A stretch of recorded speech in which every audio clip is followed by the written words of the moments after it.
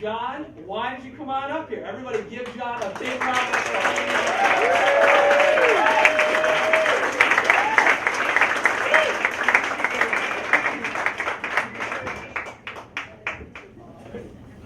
I had my flu shot 2 days ago, so nothing's going to stop me now. Except for Ben. Ben made stop. All right, so, all right, well, thank you for coming. Above me, mango and papaya trees sway against this deep blue sky, and wispy white clouds float by. A white sandy beach stretches out to this turquoise ocean with whitecaps breaking in the distance. I'm in this crystal clear water, warm as a blanket. I'm in a public bath, and everyone's staring at me. I've been living in Indonesia for about 6 months by this point, and I'd gotten used to being the alien, the outsider, the other. I was working in a city that was one of the biggest tourist attractions in the country, but I was living in a village that was on the northern outskirts of the city, and I was just about the only foreigner living there. And so sometimes I'd be out walking around or riding my bike, and school children would stop me and ask for my autograph or a photo, like I'm Ben Affleck or Ben Stein. Anyway, one time I was sitting in the back of a bus, a very crowded bus, and this elderly lady was sitting next to me, and she started stroking the blonde, hairy forearm that was right next to her with wide-eyed laughter. But on this occasion, I was underneath these mango and papaya trees against the blue sky, the white sandy beach extending out to the turquoise ocean. I was in this crystal clear water, warm as a blanket. I was in a public bath. Everyone was staring at me. I look at Wes. Wes looks at me. We're here because of Wes, or rather, he has a student whose family lives in this island on the outer edges of the Spice Islands. They'd invited us to visit over the holidays between the semesters. And so we were there, and when I arrived, I asked them, well, how many people actually come out to visit?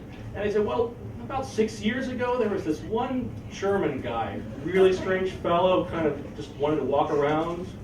Well, they did have relatives 2-3 generations ago who had emigrated to the Netherlands. And they would sometimes come back, cousins would come back and visit.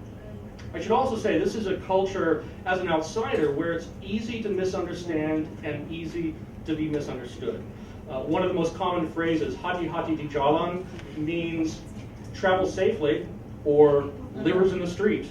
And then there was the donut. Well, I'd been very happily eating Indonesian cuisine the entire time. Not a bite of Western food the entire time I was there. Not that there weren't opportunities. There was Pizza Hut, there was Baskin Robbins, there was KFC. And KFC was huge. KFC was so huge, in fact, there were local knockoffs called Texas fried chicken and California fried chicken. All right, well, on one occasion, Wes and I were in Surabaya in East Java waiting to catch the ferry, which is the first leg of our trip out to visit the family in this village.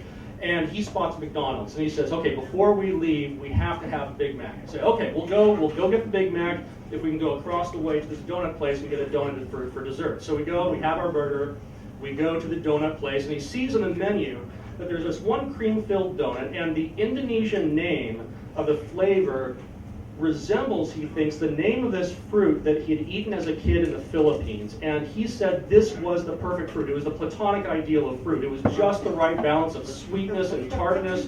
And so I order it, and I eagerly bite into this donut, and the cream fills my mouth, and it tastes exactly like fried chicken. Well, this time anyway, I was underneath the mango trees, the papaya trees, and the white sand stretches out the turquoise ocean. I'm in this warm, beautiful water. I'm in this public bath.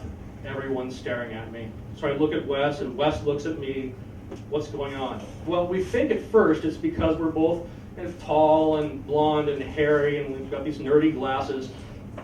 But our host says, well, no, actually, they think you're really well educated. Okay, awkward silence. Why do they think that? Well, it turns out it had nothing to do with where we went to school, our degrees. Didn't have anything to do with the fact that we were American. In fact, if anything, it was despite the fact that we were Westerners. Because these cousins who would visit occasionally from the Netherlands, they would come to this public bath wearing string bikinis and Speedos that didn't hide anything. But the people who lived here were religious, they were modest, and there was just the one public bath for men and women and children. And so when they were saying that we must have been well educated, it's because we were wearing these dopey, baggy swimming trunks, and we looked around. The women and the girls all wrapped in sarongs, the men and the boys wearing the same kinds of swim trunks that we were, and everyone began to relax. One of the kids jumped on Wes's shoulders, and I leaned back at the edge of the bath, and I looked up the mango and papaya trees against the blue sky, the white sand stretching out to the turquoise ocean. I'm in this beautiful, warm water, in this public bath, and I like it here. All right.